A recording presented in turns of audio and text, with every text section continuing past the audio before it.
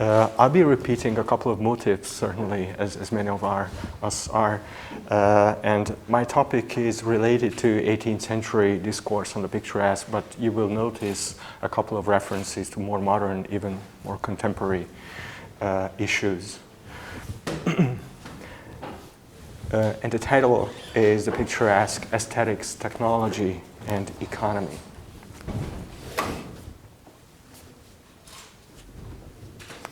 The 18th century notion of the picturesque is somewhat lesser known as compared to the more frequently discussed categories of the beautiful and the sublime. A closer look on its emergence may not only help us critically reflect upon modern perceptions of the landscape, but it may also provide a unique way to link the field of aesthetic speculation with questions of technology and economy.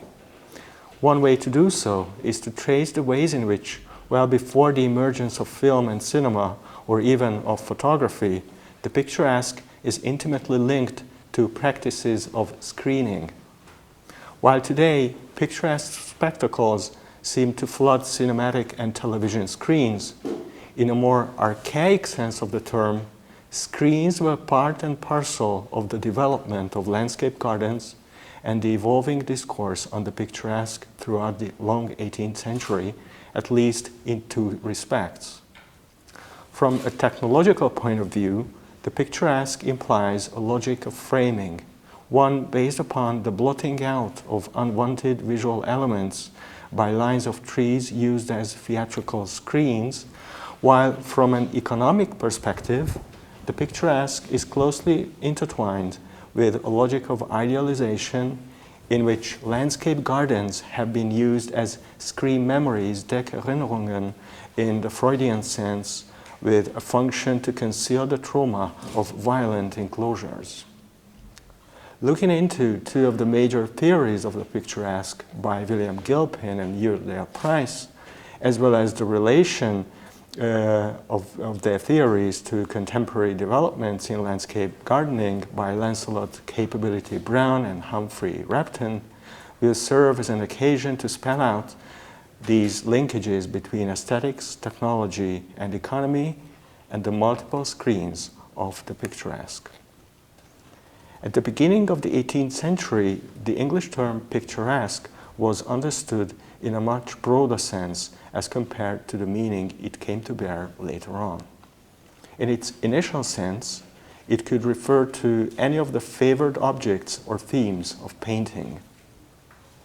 The narrower contours of the concept were drawn by William Gilpin, who recounted his ramblings in England, Wales, and Scotland in travelogues, illustrated with his own sketches or watercolor paintings, like the one representing the secluded spot of the ruins of Tintern Abbey. In contrast to the Grand Tour, which targeted the ancient relics of the Mediterranean, Gilpin's travel writing contributed to the growing popularity of the Homeland Tour. Besides, the descriptions he gave both of landscapes and of emotions and thoughts elicited by viewing them turned local descriptive writing into the prime field of aesthetic speculation. Gilpin first addressed the question of the picturesque in his 1768 book, An Essay Upon Prints, where he treated it as a kind of natural beauty, associating the term with another adjective, the romantic. In the glossary of his book, picturesque beauty appears as that peculiar kind of beauty which is agreeable in a picture. What he implied was that natural spectacles that can only evoke pleasure when represented in painting can be pleasurable even upon direct viewing when viewed as if they were depicted in a picture. To view nature as a painting or picture was not simply an intellectual feat for Gilpin and his contemporaries. There was a particular device that was supposed to assist travelers in their aestheticizing efforts. It was the Claude glass, as you have heard multiple times. I'm skipping here a reference to Claude Lorrain. but would like to show you a few images and mention that the closed glass was also called by Thomas West landscape mirror. So it also has another name, landscape mirror. And still in another form, you can also encounter it today in various touristic locations like the southern rim of the Grand Canyon in the Desert View Vista area, where it is called a reflectoscope. You can either see it on the terrace and glimpsing into the hole, you will see a reversed image of the valley, or see it from the inside, either through windows or next to the windows. You will find a reflectoscope which more or less bears the marks of the closed glass. Certainly these are not convex mirrors, but all the other is fine. Since, however, the person using the closed glass ought to always turn his back to the object that he views, travelers chasing the picturesque beauties of nature, stumbling upon with a closed glass in their hands, amazed by the spectacles of nature and perhaps also of themselves, soon became objects of public ridicule, prototypes of the selfie maker or Pokemon Go player as we would perceive them today. Gilpin was well acquainted with this device and recognized its potentials early on, as is clear from his account of his journey to Scotland. But he still had reservations concerning its usefulness or necessity. For him, it is the human mind that makes us able to view landscapes as if they were pictures, so there is no need for any specific technical assistance. The same principle of the as-if is highlighted in Gilpin's later work of 1792, a book which attempts to clarify the picturesque in 3 consecutive essays. The first one describing the picturesque beauty, the second one picturesque travel, and the third one he wrote on the sketching of landscape. In this book, the adjective picturesque is attached at times no longer to this or that external object, but to the spectator, him or herself.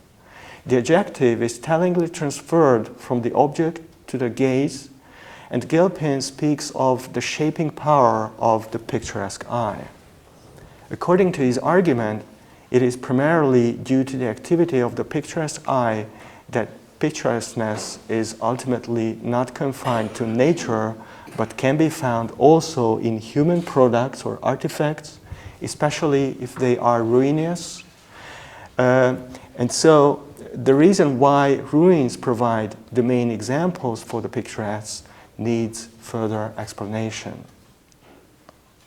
As opposed to Edmund Burke's aesthetic theory, according to which beauty is attached to the qualities of smoothness and gradual change, Gilpin associates picturesque beauty precisely to features like fragmentation or roughness, which Burke links to the category of the sublime. Whether we speak of the picturesqueness of nature or of art, fragmentation is in both cases pleasurable because, according to the principle of the as-if, the spectator views the spectacle as a painting. The picturesque eye frames, as it were, and thus aestheticizes the real. Gilpin brings the example of mountainous areas full of rocks, crags, sharp ridges, and sudden obtrusions. For an artistic counterpart of such natural sites, he mentions shabby or half-collapsed buildings. According to his provocative claim, a classicist edifice acquires its picturesque form not by the chisel, but by the mallet. A piece of Palladian architecture may be elegant in the last degree. The proportion of its parts, the propriety of its ornaments, and the symmetry of the whole may be highly pleasing. But if we introduce it in a picture, it immediately becomes a formal object and ceases to please. Should we wish to give it picturesque beauty, we must use the mallet instead of the chisel. So we must shatter it, basically, instead of polishing it. We must beat down one half of it, deface the other, and throw the mutilated members around in heaps. In short, from a smooth building, we must turn it into a rough ruin. No painter who had the choice of the two objects would hesitate a moment. With the emergence of the cult of ruined landscapes and buildings, we are witnessing the emergence of a practice of designing spontaneous-looking vegetations and of buildings, and of the building of artificial ruins. Gilpin's book of 1792 played an important role in the developing speculation on the picturesque, and was one of the main reasons why a debate concerning the practices of landscape design broke out in the last decade of the century. The debate was erupted by Uredale Price's book, An Essay on the Picturesque, 1794. Price's polemic was by no means a lonesome gesture. Just a few months before, his close friend and intellectual companion, Richard Payne Knight, voiced a similar critique in his didactic poem, The Landscape, a piece dedicated to Price himself. Price's book had two targets to hit. On the one hand, it contested Gilpin's theory, while on the other, it unleashed an attack on the landscape planning practices of the so-called improvers, William Kent, Lancelot Brown, and Humphrey Repton. Price was generally impressed by Gilpin's description of the picturesque, but I guess I'm going to skip this one to abbreviate my talk. I'm skipping the part of Price's argument concerning Gilpin, and will just focus on his critique of the improvers. The other target of Price's book, attacked with even greater vehemence, was the gardening and landscape planning practice of the improvers. Their major representative was the inventor of the long-lasting idea of the English garden, or as Price called him, the great legislator of our national taste, Lancelot Capability Brown, who designed more than 250 parks throughout England for his wealthy customers, parks like Stove, Petworth, Croom Court, Chatsworth, Ashridge Estate, among others. In consequence of the enclosures that took place from the 16th through the 19th centuries, huge territories of fertile ground went into private possession. A new class of landowners was formed, and with them emerged a market which helped Brown make landscape improvement into a new industrial branch. His nickname, Capability, was itself a result of his marketing slogan, as he tried to convince his future customers about the necessity to improve their estates, an investment that could even involve the displacement of small villages or hills, or the creation of new lakes. So he tried to convince them by underlining the extraordinary capabilities of the property in question. Brown himself was, of course, part of a larger process of transformation, continuing the work of William Kent, painter and gardener, who himself followed the footsteps of former royal gardener Charles Bridgeman. They tried to replace the formal gardens with irregular, asymmetrical formations. At the basis of these improvements, it is not at all difficult to recognize some of the characteristics that Burke would later subsume under the rubric of the beautiful. The smoothness of surfaces, their gentle alteration, the gradual, hardly perceptible change that evokes pure pleasure. Brown added a whole array of technical innovations. Next to the winding walkways, there emerged false rivers, as the one you can see here, which were lakes in fact, but their serpentine shape made it practically impossible for any viewer to spot the whole water surface or the whole bank, so these lakes could indeed look as if they had been tiny rivers.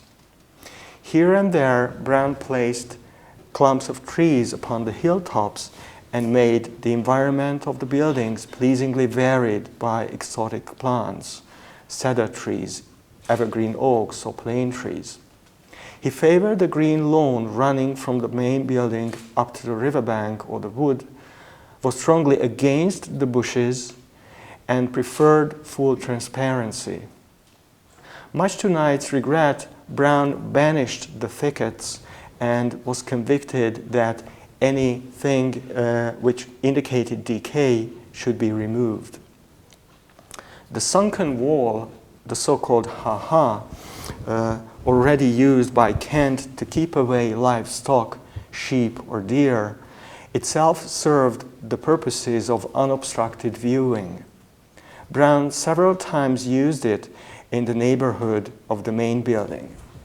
You can see another image of the ha-ha from the side, and as you can see, animals that surrounded the property and the main building were obstructed in their way toward the building, while the view from the building was not obstructed by any fence or anything that would have